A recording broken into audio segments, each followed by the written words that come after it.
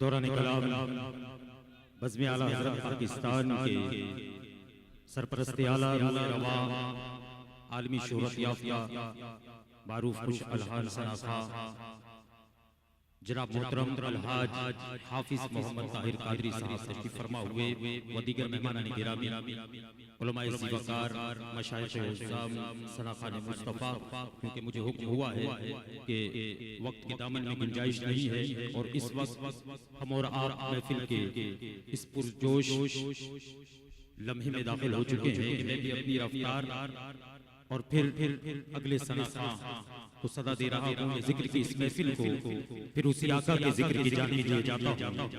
میں ذکر کی اس محفل کو پھر اسی آقا کے ذکر کی جانب لے جاتا ہوں۔ ارے وہ آقا جو سدرۃ المنتہا سے گزرے تو فرشتے جس کی ایک جھلک دیکھنے کو ترس جاتے ہیں۔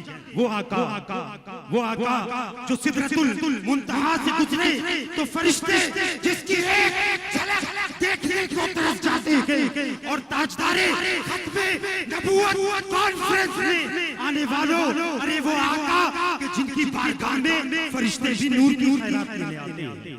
وہ آقا کہ جن کی بارگاہ میں فرشتے بھی نور کی خیرات لینے آتے ہیں۔ دوستو آؤ کرے زندگی کی بات، اے دوستو آؤ کریں زندگی کی بات، پھر صورت نبی کی، پھر عہد نبی کی بات۔